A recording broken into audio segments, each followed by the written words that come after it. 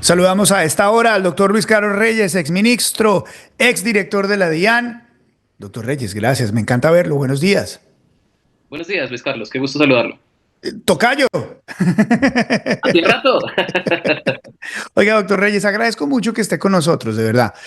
Aprecio mucho esta apertura en este formato para poder conversar de diferentes temas y, por supuesto, el tema económico, que es el que usted maneja muy bien. Quiero empezar preguntándole sobre la noticia del día, el Fondo Monetario Internacional, la suspensión de la línea de crédito. ¿Cómo lo lee usted?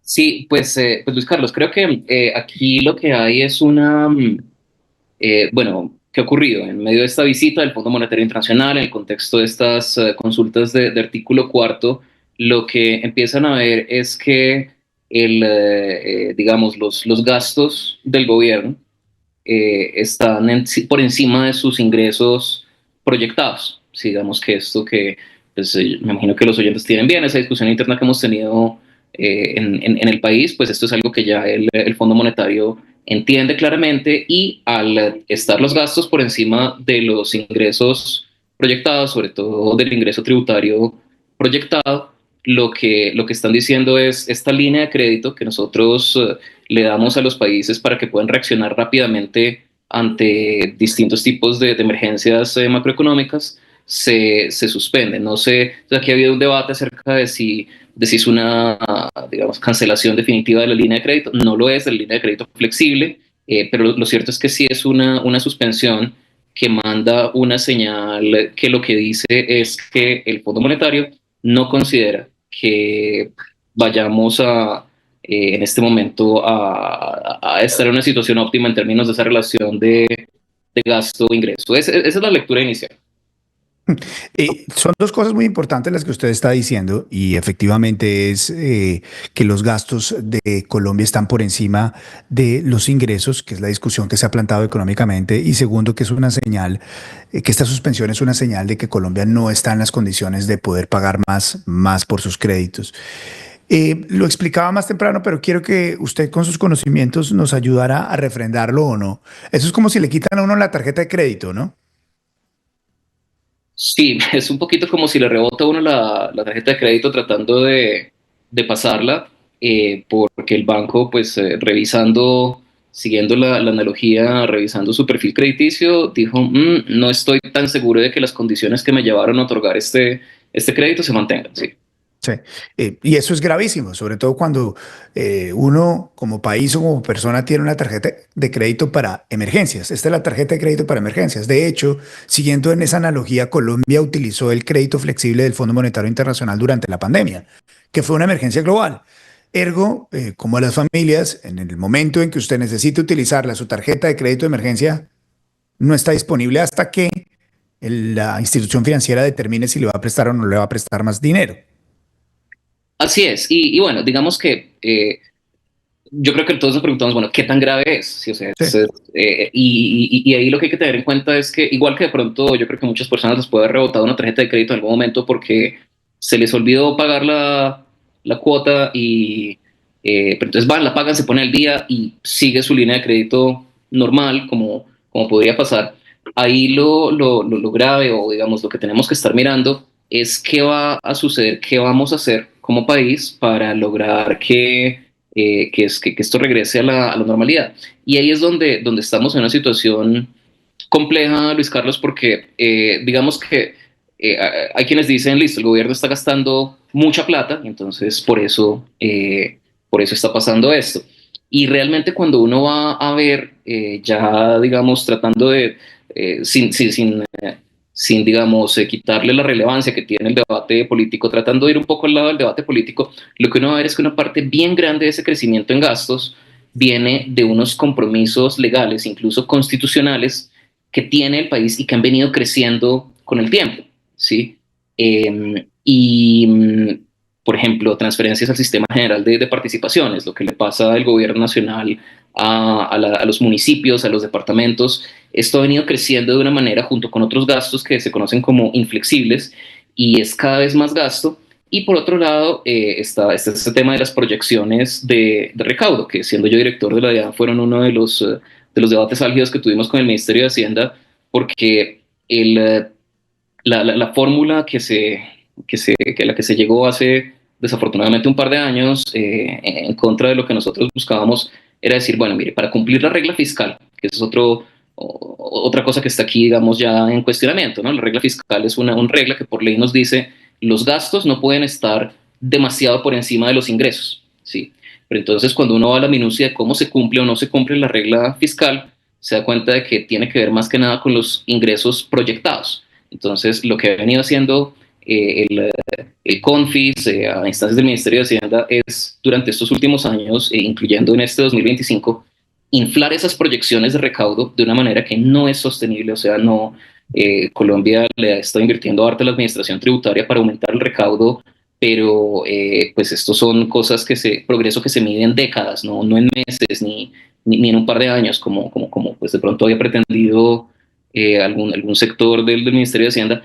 Y entonces, al inflar estas proyecciones de recaudo y no cumplirse las proyecciones de recaudo, vemos eso, que estamos cumpliendo la regla fiscal en el papel. Hay mucha gente que tiene con razón una aprehensión a decir, no, pero vamos a dejar de cumplir regla fiscal, pero a estas alturas ya todo el mundo se dio cuenta. Se dio cuenta el Fondo Monetario, se han dado cuenta los inversionistas, y entonces si nosotros queremos empezar a sincerar las cuentas para que, entre otras, no solo recuperar esa línea de crédito, sino tener un panorama más sano de las finanzas públicas, sincerar las cuentas, yo diría que es el primer paso. Darnos cuenta de que la regla fiscal hace rato Sí. no se está cumpliendo, y eso tiene tanto de largo como de ancho. La regla fiscal, yo considero que no se planteó de una manera óptima cuando se hizo. Hay una discusión internacional importante, por ejemplo, en Europa, hay muchos países que no están cumpliendo con su regla fiscal, en la cual lo que toca hacer es que si vamos a reconocer este incumplimiento que estamos incumpliendo,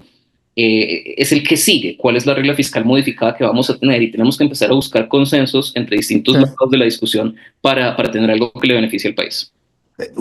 Esta respuesta es una respuesta muy interesante. Creo que toca desmenuzarla, doctor Reyes, porque plantea una discusión muy importante. Lo que usted nos está diciendo es, legalmente, a través de cómo funciona legalmente el país, se han creado unas camisas de fuerza y unos incentivos que no nos han dejado ver bien las cuentas nacionales. La primera razón es porque el dato yo se lo puedo poner, que usted seguramente lo tiene, más de 2/3 de la deuda nacional en Colombia, todos los días de nuestro presupuesto, perdón, más de 2/3 de nuestro presupuesto ya está amarrado legalmente.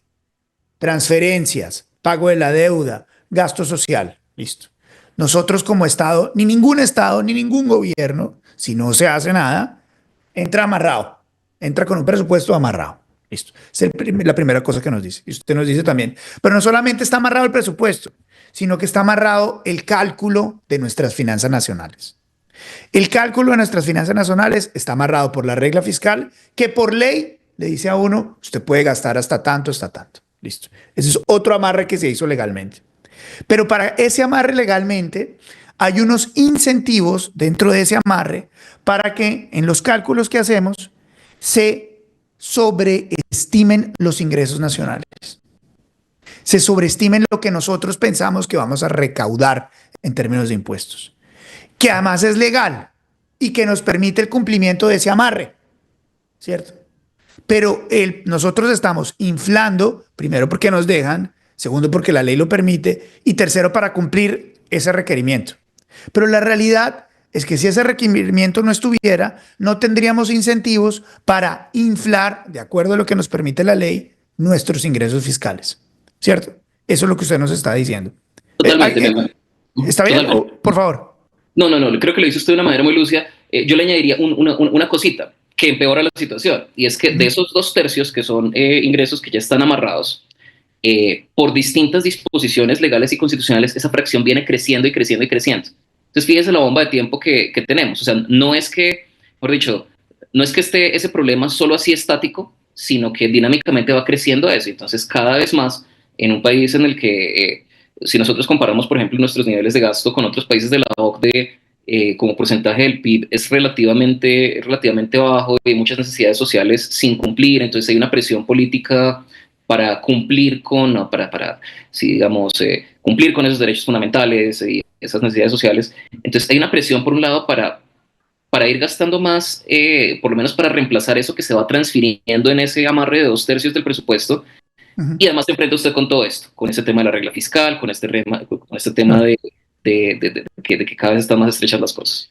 Entonces, doctor Reyes, yo me imagino que con todos estos amarres que hay, todos estos lineamientos legales que hay económicos en Colombia, usted muchas veces pudo haber llegado al gobierno, al propio presidente, al Ministerio de Hacienda, a decirles, oigan, que nosotros estemos calculando estos ingresos, usted como director de la DIAN, que estemos calculando estos ingresos para cumplir la regla fiscal, no significa que los tengamos realmente que esta sea plata constante y sonante. Entonces, por favor, cualquier cosa que vayan a hacer, tengan en cuenta que la plata que se dice está acá y este cumplimiento de la regla fiscal no significa que estamos bollantes.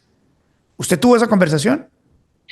Desde luego, y, por ejemplo, tras una de esas conversaciones, esto era cuando se está definiendo el marco fiscal de, 2000, de mediano plazo del 2023, nosotros hicimos una serie de advertencias al respecto. Por ejemplo, un tema que en ese momento se discutió mucho fue lo que se llama el arbitraje el arbitraje de litigios, que como una fuente adicional de ingresos, nosotros en el CONFIS, que es este pues, consejo que vota, que aprueba el marco fiscal, nosotros dijimos, por favor tengan en cuenta que eso requiere una ley, que de todas formas incluso con la ley es complicado, que no es de un momento para otro, y pues en el marco fiscal, que es un documento de cientos de páginas, nuestra advertencia quedó relegada a una nota, pues que eso no, digamos, la versión final no la controlábamos nosotros, quedó relegada a una nota al pie de una frase. Y habiendo visto que eso pasó en 2023, cuando se fue a actualizar el plan financiero de 2024, que esto se hace a finales del 2023, nosotros dijimos, en estas condiciones, nosotros vamos a votar en contra del plan financiero que ustedes están proponiendo. Y se empezó a posponer y a posponer esa votación hasta febrero de 2024. O sea que yo creo que esto ya es inusual, ya incluso los mercados se pueden mosquear un poquito diciendo por qué no han sacado un plan financiero para 2024 cuando ya van 2 meses del año. Y en una cosa pues, que me molestó profundamente, se hizo una votación aprobando ese marco fiscal de mediano plazo, ese plan financiero de 2024, perdón, aprovechando un viaje mío a una seccional de la DIAN después de que yo he dicho claramente que nosotros no íbamos a votar ese plan financiero. Entonces ¿qué pasa? Se inició un discurso que además se enmarcó en unas controversias políticas. Usted sabe que además estaba esa presión de lo que yo he llamado la bancada del contrabando en el Congreso de la República por oponerse a las medidas que nosotros estábamos llevando en contra de esa actividad en la DIAN. Entonces una cosa se sumó a la otra y llevó eso a mi salida de la DIAN. Pero lo cierto es que esta fórmula de inflar proyecciones de ingreso tributario para cumplir en el papel con la regla fiscal claramente quedó gustando. Y es lo que estamos viendo hoy en Claro, 2025. Hoy en claro. 2025 no vamos a cumplir con esa meta de recaudo.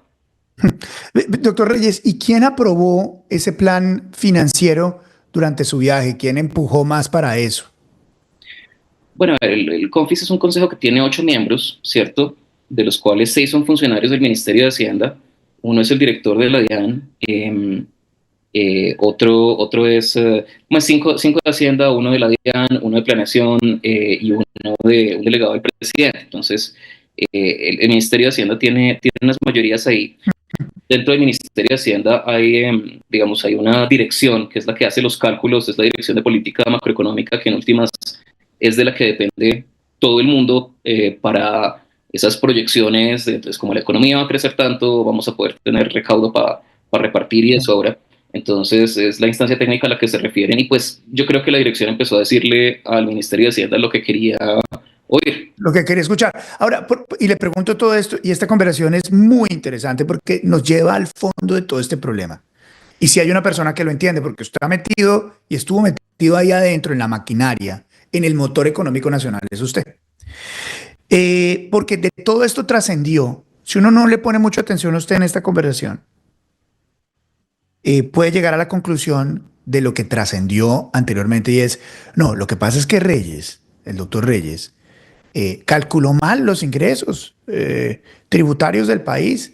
Ese señor hacía videos y en vez de estar en esa vaina, no calculó los ingresos tributarios del país y estamos metidos en este problema. Mucha gente le echó la culpa a usted, pero ya entendiendo un poco su versión, uno se da cuenta que Al contrario, usted era el que estaba tocando la puerta y decía, ojo que yo, que estoy recogiendo la plata, yo soy el que va con la bolsita en la iglesia todos los días a que me echen un billetico, me estoy dando cuenta que el diezmo no está entrando. Y usted tocó la puerta y se fue de viaje. Y en uno de esos viajes, ¡pam! Le aprueban lo que usted no quería que le aprobaran. De acuerdo, y digamos, yo creo que pues mucha gente dice, no, pero pues, o sea, imagínese cuando uno entra en esas discusiones de los que estaban ahí versus los que no estaban ahí, pues era uno contra todos los demás funcionarios del Ministerio de Hacienda, pero creo que la mejor manera, digamos, de uno darse cuenta de que fue así, es que ido yo de la DIAN, estamos en 2025 con un plan financiero que se aprobó para este año, ¿cierto? Donde yo ya no era director de la DIAN, yo era ministro de Comercio, el Ministerio de Comercio no tiene asiento en el CONFIS, se hizo exactamente lo mismo. O sea, este año el recaudo que está proyectado pues no es realista, no es realista. Y eso es de lo que seguramente se está dando cuenta el Fondo Monetario. Claro, claro. Y entonces necesitamos una solución pronto a eso, necesitamos transparentar las cuentas. Sí, transparentar las cuentas. Ahora, hay incentivos para no transparentar las cuentas, porque usted nos hace este recuento que es muy claro, pero, por ejemplo, ayer vemos al propio presidente de la República durante el fin de semana diciendo que los medios son los que quieren levantar una guerra entre el sistema financiero y Colombia, cuando él mismo trató de vampir a la directora del Fondo Monetario Internacional en un trino. O sea, esto no es una cosa de percepción de los medios de comunicación. Usted lo está diciendo muy claro, doctor Reyes. Hay que transparentar las cuentas porque las cuentas no dan. En efecto, hay que transparentarlas. Creo que otra vez, es bien importante en el debate político que nos demos cuenta de un par de cosas, ¿sí? Una que o sea, que no transparentar las cuentas, los incentivos para hacerlo están ahí y el próximo gobierno se va a enfrentar a algo muy parecido y va a tener los mismos incentivos. Entonces, yo creo que hacen bien los medios en hacer estos llamados ahora. En el próximo gobierno se va a enfrentar esa misma presión de la opinión pública, quien sea presidente, y toca ser muy sinceros en esto, porque, entre otras cosas, el gasto en Colombia nunca ha sido especialmente transparente, ¿sí? Eh, uno va al presupuesto general de la nación a ver qué se gasta, o sea, cuánto se gasta en qué ítems, en qué rubros, y es sorprendente la falta de transparencia. Va uno a verlo desde dentro Ah, del Estado, como yo también lo vi, o sea, por ejemplo, en el Ministerio de Comercio hay muchas cosas que se hacen por quintuplicado. Usted no ve eso en el wow, presupuesto. ¿Mm? wow, wow. Doctor Reyes, ¿el presidente sabe esto que usted nos está contando en este momento? Que el presidente, ¿usted cree que él entiende que económicamente las cuentas no son transparentes? Creo que él entiende esa situación que heredó este gobierno y más aún creo que entiende la gravedad, digamos, de que el gasto venga creciendo, entre otras, por estas inflexibilidades que también crecen y que el recaudo tributario pues no esté creciendo a una tasa para solventar esos gastos. Me consta que él tiene ese dilema de decir, pues es que yo no quiero endeudar más al país, ¿sí? Pero hay unas necesidades sociales, digamos, visto desde la perspectiva del presidente, hay unas necesidades sociales que toca cumplir. Y por eso lo que querríamos sería, dado que nos están diciendo hay que recortar gastos, ¿cierto? Es la recomendación de muchos analistas económicos, hay que recortar gastos. Creo que para el presidente la cuestión fundamental es recortar gasto. ¿Dónde? Él dice, recortémoslo en cosas que no son del mayor interés social, Ujú. y pues pongamos las otras. Y ahí es donde entra un debate acerca de qué hacer con la plata, qué priorizar. Y ahí es Bueno, donde la falta de un presupuesto programático, como se llama este presupuesto que deberíamos tener, nos dificulta el debate a todos, tanto los que estamos de un lado del espectro político como los del otro, como los que claro. están en el centro. Y ahora, siendo completamente justos, eso es mucho menos que un tercio del presupuesto nacional, porque como lo habíamos anunciado anteriormente, más de dos tercios del presupuesto nacional se lo lleva la deuda y se lo lleva lo que ya es compromisorio en términos de ley para transferencias y demás. Pero si realmente, antes de ir a esa pregunta, teniendo en cuenta este panorama, doctor Reyes, podría uno pensar que las cosas se van a poner mucho peor antes de que se empiecen a poner mejor. Digo, primero el Fondo Monetario Internacional, que ya ha hecho estas advertencias, advertencias que también han hecho las calificadoras de riesgo. Podríamos ver que esta serie de advertencias se va a materializar en medidas contra Colombia, ¿cree usted? Como por ejemplo baja de calificación, de deuda para Colombia, etcétera. Creo que hay una posibilidad, creo que otra que hay que tener en cuenta es que los inversionistas son personas bastante sagaces y al igual que el Fondo Monetario, hace rato ya se dieron cuenta de esto. ¿Sí? Entonces, digamos, la deuda, ¿cómo funciona? Yo salgo a comprar deuda del gobierno colombiano y si yo no tengo tanta certeza sobre la estabilidad fiscal del gobierno, pues yo cobro unas tasas de interés mucho más altas. ¿Sí? Entonces, en la medida en que toda esta cooperación que estamos teniendo es algo que los analistas, que los inversionistas financieros ya han podido ver en las cifras, es posible que una parte importante de ese castigo ya se haya materializado en tasas de interés. Eh, Claro. pero pues obviamente uno no querría que fuera a empeorar. Y ahí una cosa grave también, Luis Carlos, es que no nos creen, o sea, no le están creyendo al Ministerio de Hacienda las cifras que saca. Eso solo se la creen los funcionarios de Hacienda que incurren en este ejercicio de inflar las proyecciones. Y entonces yo creo que en este momento casi que solo podemos ganar transparentando. De pronto hubo un momento en que el sofisma y todo, bueno, sí, se va a cumplir la regla fiscal, pero en este momento todo el mundo se dio cuenta. Todo el mundo se dio cuenta de que, compléteme la frase, que esa frase está buenísima. Todo el mundo se dio cuenta de que no estamos cumpliendo en la práctica con la regla fiscal porque estamos inflando las proyecciones de recaudo. Entonces, y el otro que se dan cuenta es que pues estamos haciendo esa contabilidad creativa. Entonces, transparentar la contabilidad Hmm, creo que es un buen primer paso, incluso reconociendo, sí, el primer paso para solucionar un problema es reconocerlo. claro. Doctor Reyes, eso que usted acaba de decir es la gran síntesis de todo esto. Y es un tema muy grave, porque usted menciona la deuda y menciona las tasas de la deuda, y veíamos cómo a finales de la semana pasada el spread de deuda de Colombia es similar al spread que tiene Turquía, por ejemplo. Y Turquía, que era un país golpeado, por no decir toteado económicamente hace unos años, gravemente en una situación económica gravísima, y nosotros con un spread de deuda parecido al de Turquía. Eh, Ahora, ¿usted cree que el gobierno está tomando el toro por los cuernos en este tema? ¿O lo va a tomar o se va a transparentar? Eh, pues creo que las circunstancias lo van a llevar a transparentarse pronto, o sea, nosotros tenemos que reconocer muy pronto que la regla fiscal no se está cumpliendo cuando ya es obvio para todos los demás. Donde yo creo que va a ser más difícil para este gobierno y para el próximo. Esto no es una cosa que se vaya a solucionar de aquí a 2026. Entonces el próximo gobierno va a tener este reto y yo sospecho que una de las últimas cosas que se va a querer transparentar es el presupuesto general de la nación, porque sí, es cierto, estamos gastando un montón de plata, nos estamos endeudando para financiar ese gasto.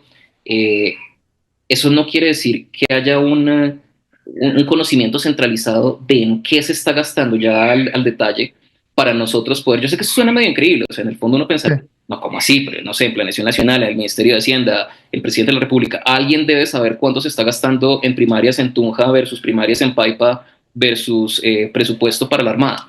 Ese conocimiento está desperdigado y al estar desperdigado nosotros no podemos priorizar. Y esto ocurre por una razón, y es porque dado que en el Congreso de la República nosotros estamos tan acostumbrados a que se desvían recursos, es mucho más fácil desviar recursos con un presupuesto poco transparente que con un presupuesto programático debidamente regionalizado. Entonces, el próximo gobierno, o sea, yo quisiera creer, y yo sé que muchos colombianos, digamos, políticamente están convencidos de que esto es una cuestión de que cambiemos de gobierno y ya. No, Ah, necesitamos ah. cambiar del tipo de política que se hace o vamos a seguir en una situación parecida. Y créame que después de ver el Dodge, el sistema de eficiencias de Estados Unidos, encontrándose todas las porquerías que se encuentran en Estados Unidos, uno dice, bueno, si en Estados Unidos pasa eso y recién se están dando cuenta con el Dodge, Uh -huh. ¿qué estará pasando en otros países que no tienen esa posibilidad, ¿no? ¿Qué es lo que ocurre en Colombia? Pero mi pregunta iba más allá de, hombre, este toro por los cuernos, de no solamente recortar o hacer unos recortes dentro del gasto, buscar unos momentos, unas acciones que permitan eficiencias en el gasto, revisar cómo se puede, no sé si renegociar la deuda o entrar a hablar con los entes multilaterales para hablar sobre la clase de deuda que tenemos. Y buscar unos cambios constitucionales para el tema de las transferencias también. Mejor, buscar todas esas, romper esas inflexibilidades que existen actualmente presupuestariamente hablando para poner el país en cintura económica.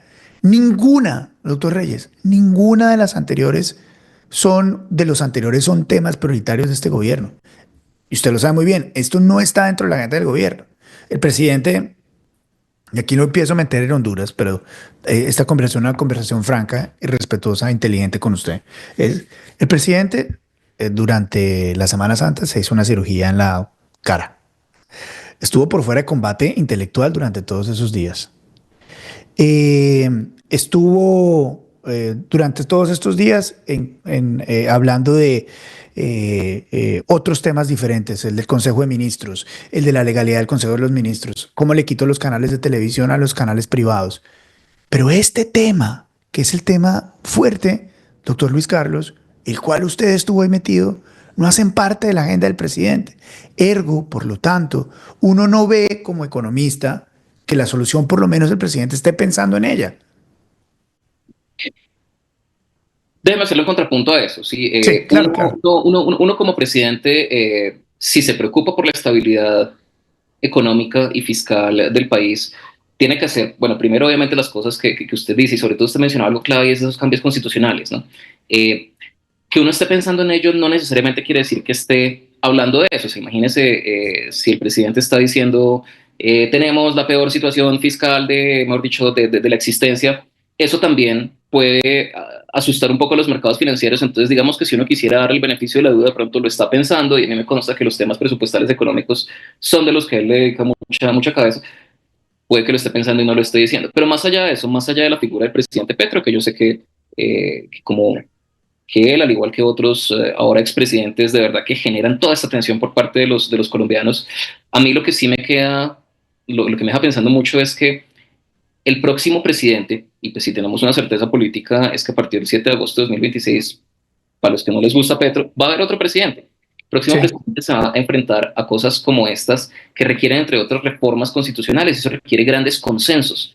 ¿Cómo vamos a generar esos consensos? Esa es la preocupación de largo plazo que yo me imagino que a todos los que analizan estos temas de finanzas públicas nos tienen pensativos.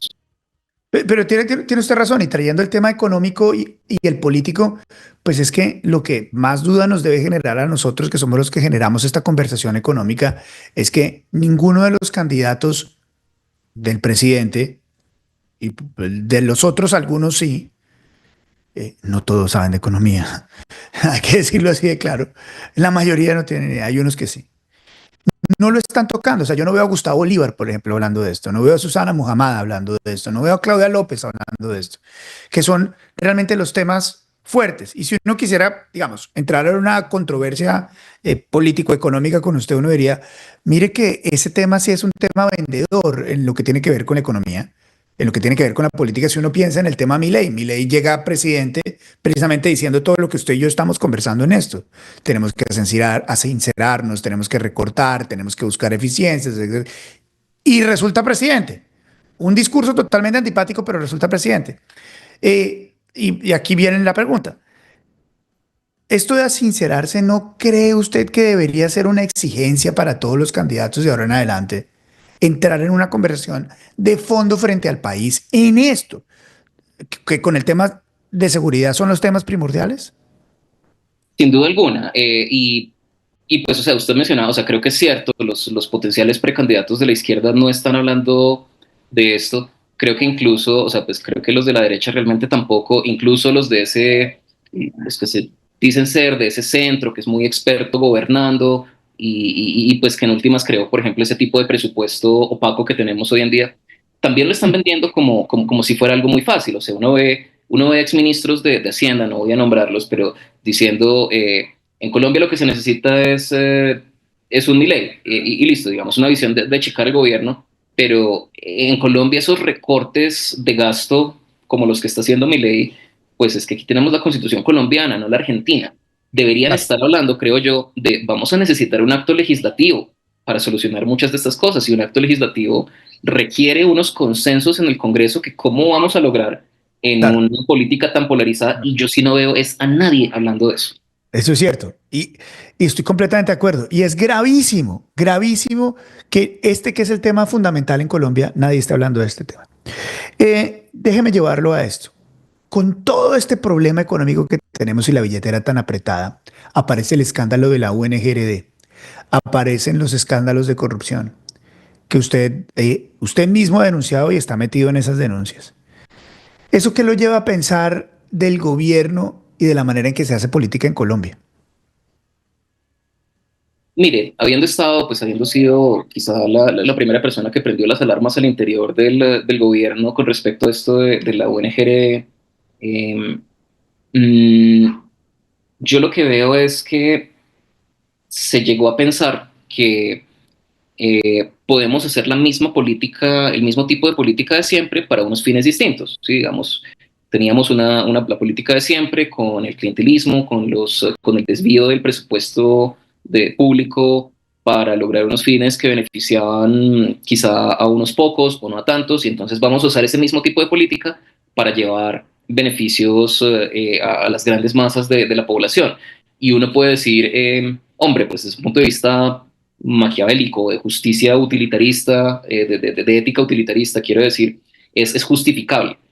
Pero de lo que nos estamos dando cuenta es de que no funciona ni para lo uno ni para lo otro. Si esta política corrupta, clientelista, con un presupuesto poco transparente que permite el desvío de los recursos, es un tipo de política que socava los mismos fines que está buscando este gobierno. Entonces creo que además de que se llega claramente a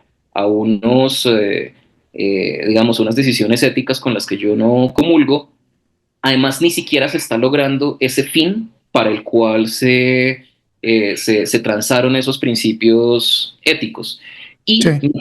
Y me parece, pues obviamente si hice parte de este gobierno es porque concuerdo con una parte importante de la visión del mismo. A mí lo que me preocupa mucho es que esas son prácticas que igual vienen de atrás, ¿sí? Y muchos Sí, de los que se están vendiendo como la solución fueron los que crearon el sistema. Muy sí. mal que este gobierno lo haya continuado, pero entonces, ¿dónde está esa propuesta de transformación radical? No, no la estamos viendo. Pero entonces ahí pongámosle nombres, porque entonces viene el problema político interno del gobierno. Porque yo lo que veo, y siempre pensé, doctor Reyes, que usted era un técnico idealista atrapado en un ejecutivo que nunca quiso hacer la transformación que prometió, secuestrado por unos politiqueros y operadores políticos que hicieron fiesta dentro del Estado. Entonces, el Ejecutivo es el presidente Gustavo Petro, que esto es lo que pienso yo, no es lo que piensa usted, que no tiene la capacidad intelectual, ni la capacidad de trabajo, ni la fortaleza para llevar a cabo el cambio que prometió. Porque para hacer el cambio que uno prometió, no puede estar haciéndose una cirugía estética durante Semana Santa, ni estar perdido los días que tiene que estar. Para cumplirle a personas como usted, que ideológicamente pensaban que él traía un cambio, no puede estar haciendo eso. Eso es lo que pienso yo. Y secuestrado de personajes como Roy Barreras, Armando Benedetti, que son operadores políticos que le hicieron la guerra interna a usted. ¿Qué tal le parece mi diagnóstico? Bueno, obviamente usted usa es un diagnóstico fuerte. ¿Cuál sería mi diagnóstico? Sí, Creo que este es un gobierno que con un enorme apoyo popular y sin hacer algunas de las coaliciones que usualmente han llevado a la gente al poder, digamos, eso es un gobierno que no se apoyó, no que necesariamente esto siempre, digamos, sea condenable, pero no se apoyó en los grandes grupos económicos para llegar al poder, ¿sí? Eh, pero quizá por tener un discurso bastante combativo con un sector de la sociedad que no son los dueños de los grandes grupos económicos, pero que son esas personas que, siendo profesionales, que trabajan para esos grandes grupos, que le ven, o sea, que dicen, pues no será perfecta la economía que tenemos, pero hay unos logros importantes, etcétera. Creo que ese es un público al cual sin necesidad se alienó, porque uno va a ver lo que hay, por ejemplo, en el programa de gobierno, y uno dice, la verdad eso es de centroizquierda, eso es como cumplamos la Constitución, ¿sí? Pero precisamente por ese discurso muy combativo, Ujú, creo que se alienó un público importante y entonces tocó recurrir a ujú, los Royce y a los Benedettis, ¿sí? Y mm, esos Royce y Benedettis que empezaron un poco marginados, bueno, o sea, piensa en el caso de Benedetti, o sea, inicialmente se fue embajador a Venezuela, un poco, pues él quería ser ministro, y estuvo por allá, lejitos, pero yo creo que ha venido, o sea, yo creo que la verdad se pensó que se podía utilizar a la política tradicional para los fines de una agenda de cambio y luego esa política tradicional cobró más y más y más poder al punto que en este momento estamos en la situación que estamos. sí. Y gracias por responderme con esa claridad. Estoy disfrutando mucho esta entrevista, doctor Reyes. Quiero pasar rápidamente a unos temas antes de dejarlo ir. Eh, ¿Cómo quedó su relación con el presidente después de haberse ido del gobierno? Eh, el presidente es una persona de pocas palabras. Creo que lo que se dijo se conoce públicamente. Él ha guardado principalmente silencio frente a los pronunciamientos que yo he hecho. Creo que no hay más que eso. Me parece que habría sido útil de pronto tener una relación más cercana, más de confianza para insistir en algunos de esos puntos. Todas las cosas que yo estoy diciendo acá, yo creo Claro. que desde 2022 en ocasiones se las pude mencionar, pero es esa reiteración que a veces se requiere la que me habría gustado podido darle, porque creo que le habría aportado al proyecto de gobierno que él mismo quiere Claro. sacar adelante. ¿Y quién cerró esa puerta? Laura Em, Sarabia. eh, O sea, creo que lo que han comentado muchos exministros es cierto, ¿no? O sea, el presidente, uno querría que se reuniera más con su equipo de trabajo para varios temas cruciales y, pues con frecuencia no es así. En O las sea, Laura últimas, Sarabia. bueno, pero en últimas, el presidente es el jefe de Laura Es Sarabia, ¿no? cierto, es cierto. Eso es cierto. Siguiente pregunta que le quiero hacer.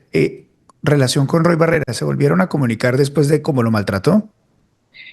No hemos hablado desde mi salida del gobierno con Roy, ¿no? Sí.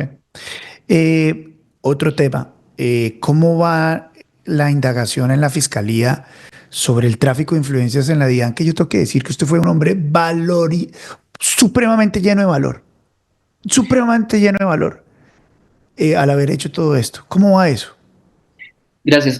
Bueno, en este momento he testificado si no estoy mal, es que ya pierdo la cuenta, son 4 casos en la Corte Suprema y 3 en la Fiscalía relacionados con el tráfico de influencias que se intentó en la DIAN, también con lo de la UNGR y también con el caso de Diego Marín, dado que como director de la DIAN, que lideró la implementación de un nuevo estatuto aduanero orientado a frenar esas actividades de este señor, pues tengo yo ahí un conocimiento de lo que se venía haciendo, de lo que se intentó hacer y de cómo Sí. se empezó a bloquear. Y por eso también en el caso de Diego Marín estoy testificando. Creo que las cosas van avanzando. Yo he visto, digamos que me parece que ha sido positiva la atención pública que se le ha dado a estos temas. Creo que eso ha llevado a los investigadores a darse cuenta de la prioridad que esto tiene y creo que entonces lo que falta es ver que no se quede ahí, ¿no? Que no se quede en que se abrieran unas investigaciones, sino que esas lleguen a un término en el cual se haga justicia realmente a los colombianos. Sí.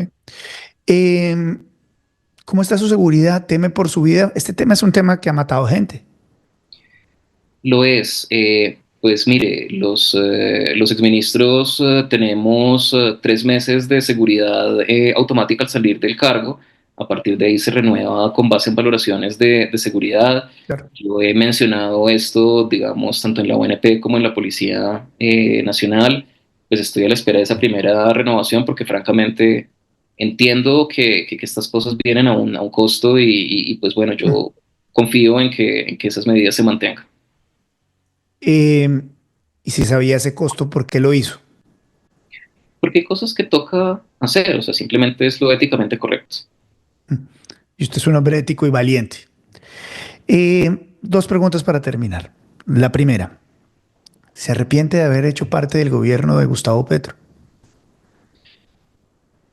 Mire, yo creo que cuando uno tiene la oportunidad de ser parte del gobierno de Colombia y puede aportar de una manera que sea consistente con los valores que uno tiene, puede y debe hacerlo. Y no me arrepiento de haberlo hecho. Hubo algunos puntos en los cuales hubo estas presiones para transigir esos principios que pues las he contado.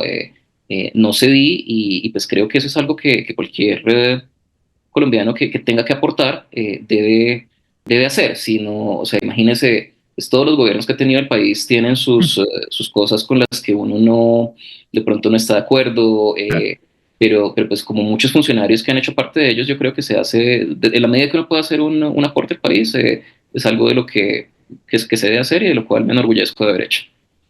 ¿Y se arrepiente del personaje que creó usted, de Mr. Taxes? No, para nada, para nada. Creo que yo nunca me imaginé que fuera a tener ese pegue que tuvo. Lo que me permitió fue acercarme muchísimo a la gente. O sea, usted no se imagina lo grato para mí que es que cuando voy por la calle a cualquier lugar del país, ¿sí? O sea, al Pacífico colombiano, a la Amazonía, a los Santanderes, a la costa, la gente me reconoce, me dice, me da las gracias por haberles acercado unos temas ladrilludos, por haberlos entendido, y pues eso me da mucho gusto. Yo creo que eso era parte de algo que siempre quise hacer, incluso cuando estaba por fuera, digamos, cuando era profesor universitario, muchos de estos temas de las finanzas públicas, ponerlos al alcance de la gente, porque en el momento que esto esté al alcance de la gente, que la gente se apropie de ello, para que tengamos, por ejemplo, un presupuesto programático, o sea, todas esas cosas, ladrilludas, es una manera de devolverle a la gente lo que es suyo, que es el gobierno y que son los recursos públicos. Entonces, no, creo que no solo no me arrepiento, sino que pues seguiré comunicándome con la gente por ese medio. Doctor Reyes, ¿dónde se ve en 5 años? En 5 años, mire, la verdad, a mí me parece que lo público es algo a lo que estoy llamado, ¿sí? Entonces Mm. yo creo, pues yo soy profesor universitario, lo he sido. Yo he dictado clase desde mis 24 años, tengo 40 ahora, voy a seguirlo haciendo, pero creo que esa interacción con lo público, bien sea desde la academia o bien sea en cargos públicos, incluso de elección popular, es algo que no descarto.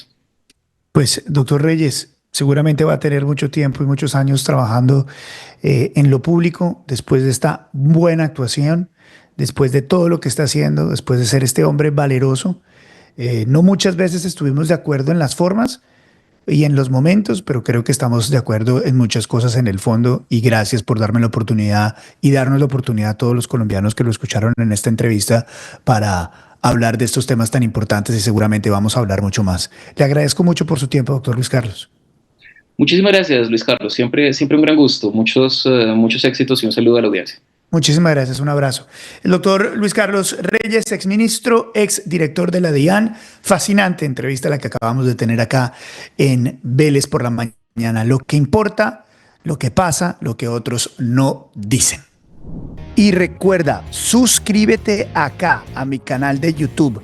Cuéntale a tu familia, a tus amigos que tenemos noticiero en tu bolsillo. Vélez por la mañana a las 7 de la mañana. Suscríbete.